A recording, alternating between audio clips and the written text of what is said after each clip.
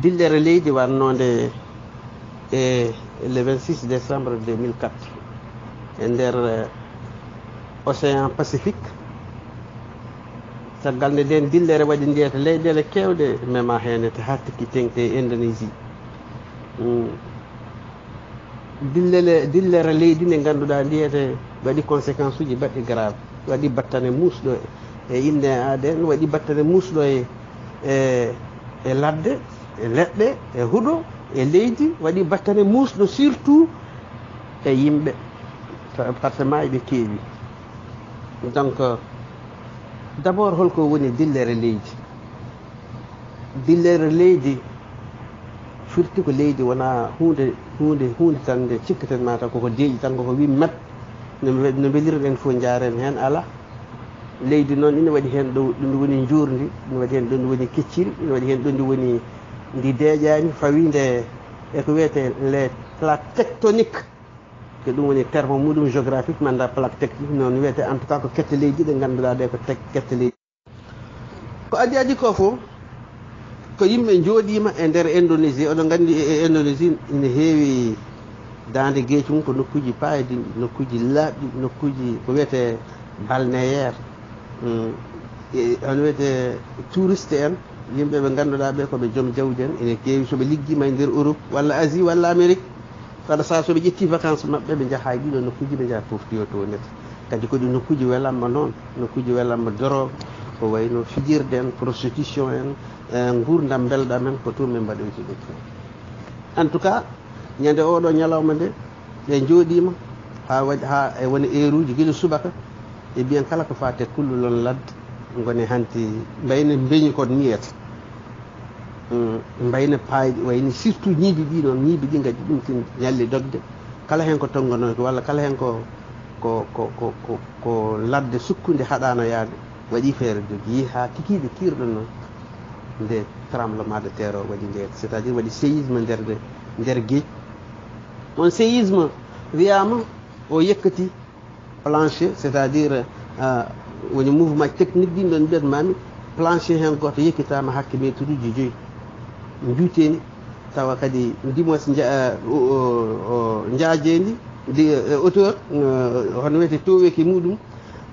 e sur 1160 kilométres. tawa on noon plancher musibo nde ummi nder leydi yekkati ɗum. donc ina wayno tan duɓɓita leydi, duɓɓitgol ngol ɗon leydi tawa ko juuteni muɗum yeehi e ko fotata wonde 160 kilométres. nden noon firti wadde ko helande nde nde woni helande juutde, helande waɗde nder gueej ma won 160 kilométres e nder gueej. ko ɗon woni hoɗo wiyete noyau central o wiyete séisme o wiyete yitere helande nde ko ɗon waɗi. nde waɗ so waɗi noon kala nde jiiɗa helande waɗi donc walare nden ɗon waɗi e bien so heeli watta ko gueɗe ɗiɗi, hen gueɗal yarat banggue ngala gueɗal yaro e banggue. donc waɗa libéré ko hecciɗi ko woni ko nder ɓayde ko écorce terrestre kala ko woni nder tawata ko wiyete les roches magmatiques ɗi ganduɗa généralement degré mumen ne yaha wona 1150 degré. ɗum ɗon ɗin ɗon roche uji wadde gonata koye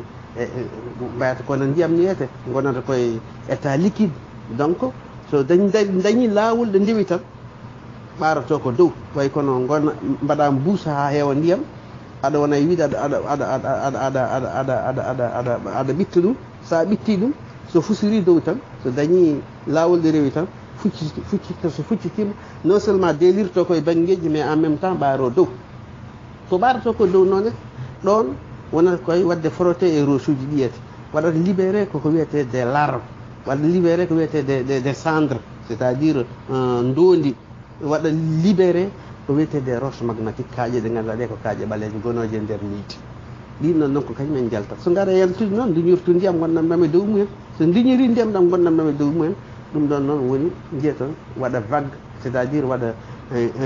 lefol ndiyam, waɗa dem feƴƴere wiyete. nden dem feƴƴere noon wiyama ñande hen ndi hande dañi 50 métres to wiyete. donc kala nde jiiɗon on ɗon nden ɗon dem feƴƴere ɓaari dow mais sonde wutti nde ɓaarato koye nokkuji ɓurɗi lesɗude nokku ɓurɗo lesɗude woni to ngannduɗaa to ko toon woni fongo to yete fongo o ko toon yimɓe ɓe kodi ɗum taki yimɓe ɓe e leɗɗe ɗe e leydi jorndi ndiyete e koɗorle ɗe e tourisme en ɓeɗon campement touristique en ɓe hôtel aji ɗi ko ɗum woni ko yo liñande heen ɗum ko métre uji capantati dow so ngari pirlima e nder yimɓe e nder 30 minutes jagol waggo e gartugol muɗum fof koye nder 30 minutes ɗum taki maaɓe heewɓe mbuɗi woni ko mbiɗa ko an sehil meɗen Amadou Boubou Diallo mi ruttoy o joni joni noon en mbi dillande leydi nde so nde waɗi e nder ndiyam tawi ko ndiyam heedi dow mayre ɗon wiyete ko séisme séisme on noon so waɗi libéré énergie roche uji magmatique ɗi jalta boowal on wiyete safara yalta heenete ndondi mawdi yalta heenete ɗum ɓaarima dow ɗum towi ndiyam ɗam yeehi ha heeɓi 50 métre dow ɓaarato ko fongo so ɓaarima fongo rufoytu deeloytu so deeloyima deeloyo e koɗorle ɗum taki on ɗon séisme so ƴeewama no wayni bonde no wayni battane makko no wayni musde yimɓe ɓe eko bonni koyde eko majji hen ko yimɓe par ce que majji ko yimɓe eko maayi koko lima ko sa rendini gueɗe ɗe ɗiɗi ina wayno ko maayi yimɓe lima ko 216 000 morts temeɗe ɗiɗi ujunere e sappo e jeegom temeɗe ɗiɗi e sappo e jeegom ujunere inne aade maayi hen lima e ɗin ɗon dumunnaji temeɗe ɗiɗi e capanɗe joyi ujunere woni waɗɓe disparaître hande jiitaka est ce que ma jiita mi sikkani wadde sa rendinoyi ɗum kañum ɗiɗi foti wona temedde nayyi ujunere e temedde jeegom e capanɗe jeegom ujunere temedde nayyi e capanɗe jeegom e jeegom ujunere inne aade sankima e on noon séisme donc wona kanko tan noon ɓuuri musino waɗi ɗiɗɗi goɗɗi gadiɗo mbo ɗi ganduɗa ɗi ɗin ɓuuri hulɓinade ɗin ɓuuri musdi kanji fof ɗi mbaɗi koye nder Asie oye wanno ko Chine oye waɗi ko Chili donc garten e oɗo tremblement de terre mo ganduɗa waɗi ko le 26 décembre 2004 nde waɗi ndeyete wonno ndiyam ɗam yaari woni ko Amadou Boubou wiyata ko hen donc ren feƴƴere adan nde nden rondi ko hunde tinde rondi ko hettere leydi tinde nawi ɗum ha 6 métres d'auteur rutti kadi nawori juutendi leydi ndi ganduɗa ndi ete ma won 160 kilométres nden ko ɗon tan wanno haal joni noon waɗi koɓe mbiyata ko wiyete secousse aji batte ɗi noon ko ɗi gaddi musiba o hen ɗin mbaɗi helande mawde yaajde nden waɗi libéré roche magmatique o nden nde yalti nde kañum rondi ko ndiyam ɗam ganduɗa ɗam ko ndiyam ɓolam ɓoccelam woni ndiyam océan Indien ɗam ɗam yaha heeɓoyi 50 métre towendi dow ɗum woni hanti deeloyi hoɗo deeloyi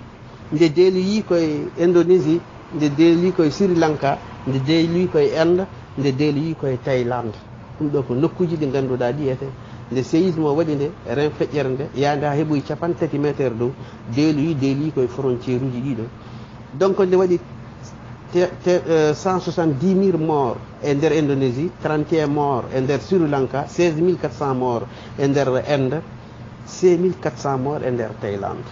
donc temedere capanɗe jeeɗiɗi ujunere nde sanki ɗum e nder Indonésie capantati goo ujunere sankima e Sri Lanka sappo e jeegom ujunere e temedde nayyi inne aade maayi hen e nder Inde ujunnaji joyi e temedde nayyi inne aade maayi hen e nder Thaïlande donc rampago adan ngo ko ngon woni yaarude banggue fuɗnage e rampago batte ngo yaari banggue hinnage ngon ɗon noon ko ngon woni tongo ko ngon woni sankungo yimɓe hewɓe ko ngon woni natoygo Indonésie natoyi Sri Lanka natoyi Inde natoyi Thaïlande mais noon ganden kam noon ko ɗum koye gurdam ɗum jeyda noon koko waɗata de tout le temps kala nokkuji tewɗi ɗi gonɗe e leyɗele aduna Allah ɗeete ɗaminoɗan kam no wawi e ñalawma ara waɗa tremblement de terre par ce que en mbi ɗi gona nokkuji deƴƴi quoi dutten o joni donc ko wiide men tan